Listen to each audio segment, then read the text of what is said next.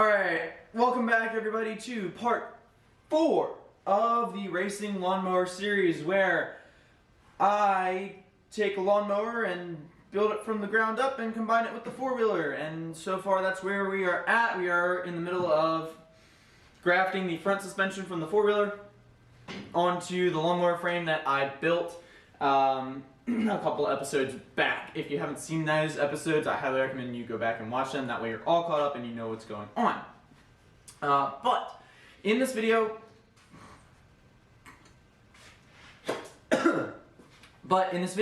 we are going to be clearancing the steering because that's all we got right now, and then the wheels hit the frame. So we are going to be adding in some angled pieces. First, welding up the tubes here. I really need a tripod quick disconnect, but you see I have some lines here and here, and that is a 45-degree angle that I'm going to weld in some cross beams.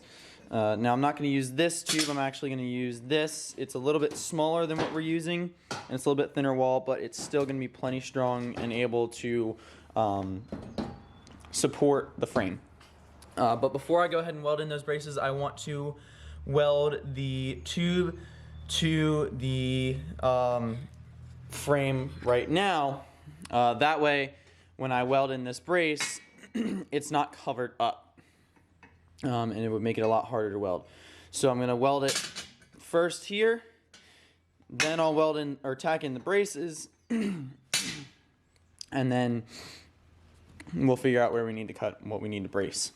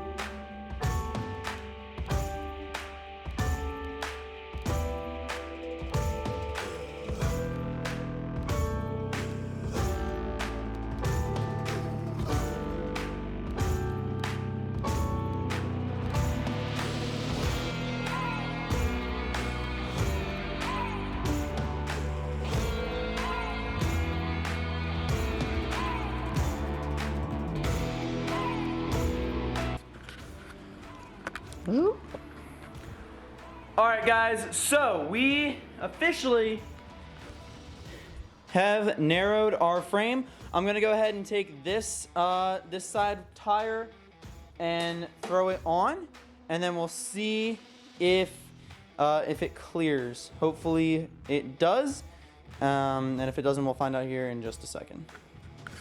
Alright, so I put the wheel, this is actually the back of the wheel, I put it on this way because I want to know if this will work. I'm not sure that I like how it went on. It was kind of a struggle. So I think I'm just going to put the front wheels on the normal way. This was kind of an effort to match the track width in the rear, but I think a narrower front won't have too big an effect.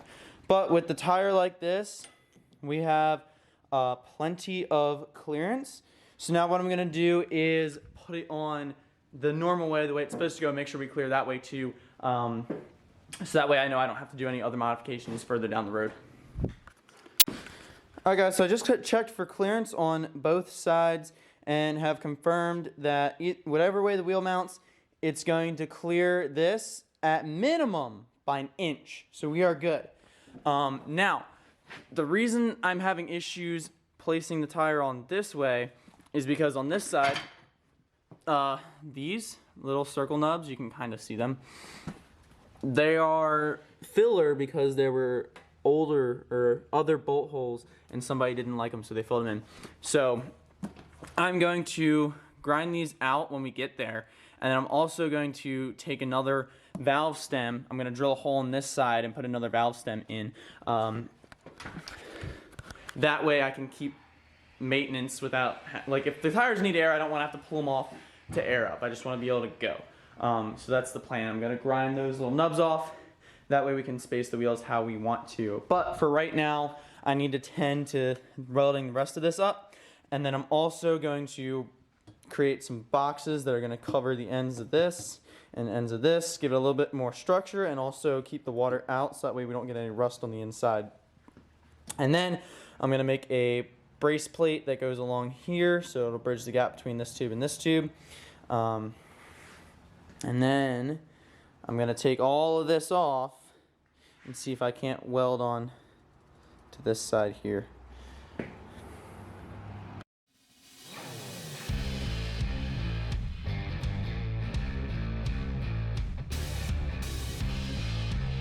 Alright everybody, so I just finished welding up the pieces of the frame here. They're all tacked in. They're still a little hot, so I'm not going to touch them. I'm going to try my hardest not to touch them because I have a bad habit of doing that. But we are officially tacked in, and this frame is as solid as it was when we had the square in it. And I feel confident that this will all hold nicely together. So now it's just a matter, let me come around here so the lighting's better. So now it's just a matter of bracing this top tube to the frame and getting a little gusseting going there. And then, but before we do that, we need to get the motor in this general area and figure out where everything's gonna go. Now, what I'm actually gonna do is cut the steer tube right about here because I need to be able to fit the hood on to make sure I want the engine, or the engine is where I want it before I weld it in. And the steer tube is gonna have to get cut at a certain point anyway, so I might as well just cut it while I'm here and I have access to it. Okay, so at this point on the frame, the body has the motor where I want it, and I've elevated it up to get an eyeball. It still has enough room for the steering wheel and the cockpit to still be comfortable, and we'll have plenty of room to make a dash and not have to worry about interfering with the motor itself. Now the motor will be pushed back a ways, which I should have done that first. Let me go ahead and do that now, make sure we're still good. Alright, so now I have the motor pushed back to its final resting place, and we are looking good. You can see over there where the spark plug is, we're going to have plenty of room, which is a big concern with doing something like this because I don't want the spark plugs to be grounded out and then have the whole frame be at ground and just zapping me like zzz, zzz, zzz, every time it's on the ignition stroke. So I've made some marks here, and then I'm going to double check that these are on center with the center line of here. And then I'm going to go ahead and cut these notches out. I'm only going to cut away a little bit at a time. That way I don't take too much out of this body because I want to try and keep this body as much as I can in order to make it look more authentic as we continue the build. And there are some parts where it's going to be like, oh, that's four-wheeler, or that's definitely not a lawnmower. But it's still going to be as close as I can get it.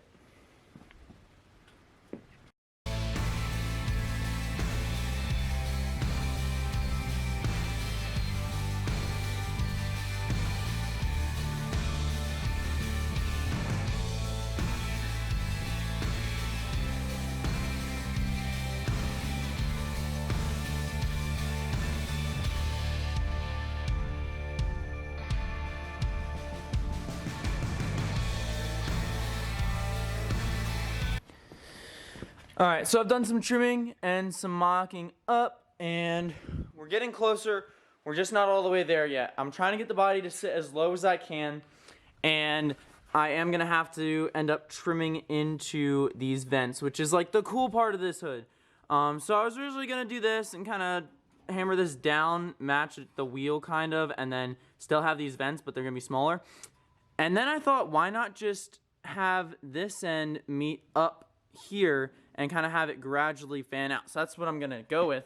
I'm going to take the angle grinder, run it all down here, and then I'm actually going to I'm going to cut a tab out while I'm doing that. So I'm going to leave a section, and then I'll be able to cut a tab out of it once it's kind of cut off of the body, because I'm not going to cut it off completely.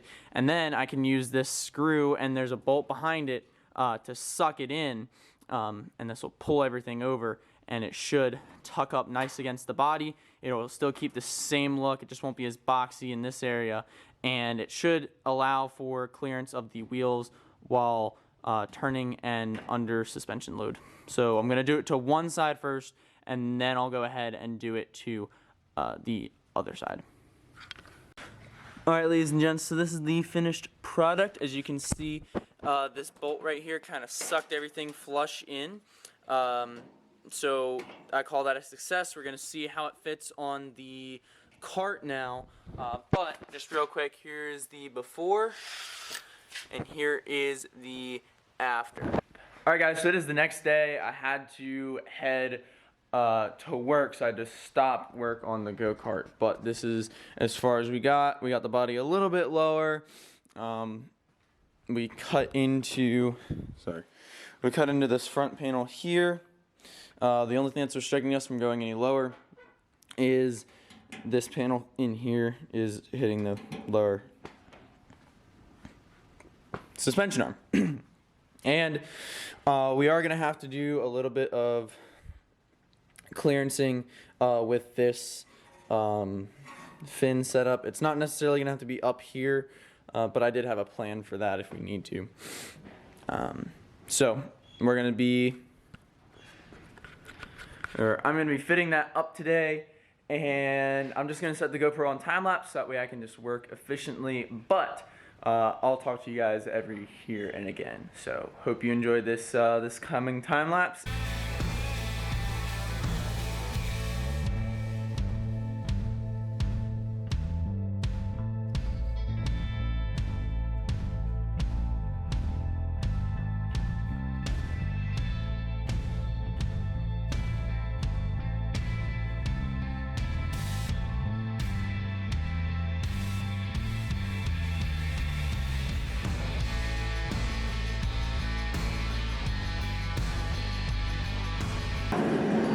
Alright, so I've cut along this line and a little past it, and I've completely removed this piece. So now what I'm going to do is I'm going to go ahead and shrink. So I'm going to cut along that line I just drew, so I can suck this up into here, and then I can stitch weld this piece like this. So that way we're going to sit here now, which should give us enough clearance to do what we need to, and then I can make this 90-degree match up to here. So I'll cut it just straight, and then I'll make it match this. That way we can have this same bend right along in here. That way it looks kind of factory. So it'll cover that area there.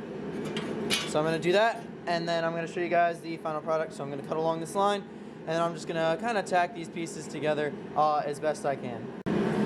Alright guys, so I made all the pieces fit up. I'm sorry for the heater noise. That's actually been in a couple of clips.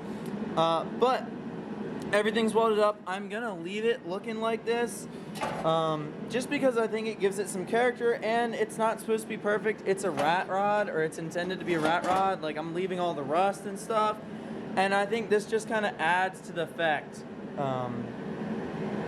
So I think it kind of looks cool. It gives it that stitched up Frankenstein look. So I'm going to leave it. I'm going to throw it on, and we'll see if we clear and if we need to make new mounting holes.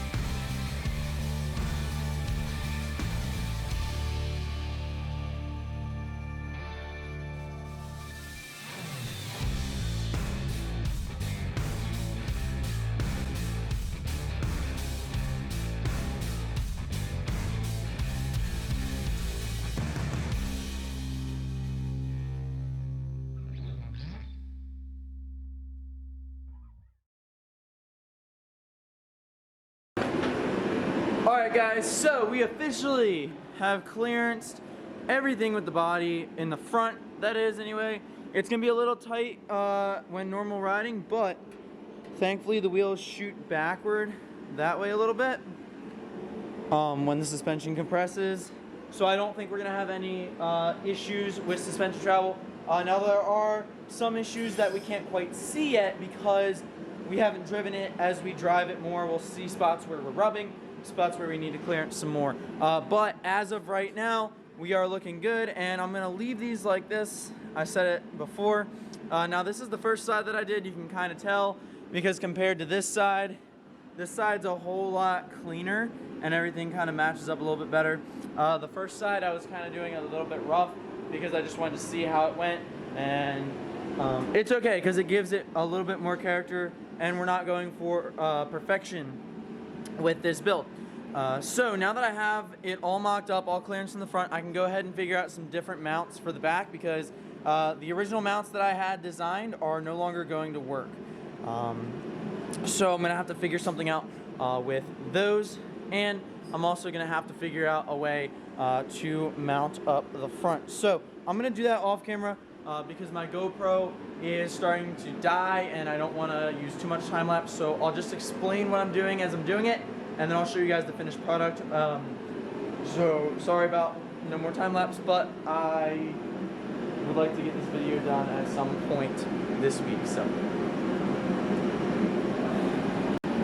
alright guys, so my thought is to try and reuse these mounts as much as I can and kind of make a bracket that comes up like this. That way this metal kind of stays out of the way of everybody's feet who rides this. And it'll just make it easier to save metal because otherwise this piece would be somewhat useless, and I don't really want to do that. Alright guys, we are leveled out and we're all mounted up. So right here I have my little piece coming off, and then I have drilled the hole in the drill press, and we're all threaded in. So this side is done. Now I'm gonna move to the other side. So now I'm gonna level this out here the best I can because this part is important to be level, and then I'm gonna level this out on that side. Alright guys, body mount number 2 is in place. Now this one did get spaced out because this was a little too narrow and the hood was not fitting right. And also the body was contacting the spark plug, which is what we didn't want.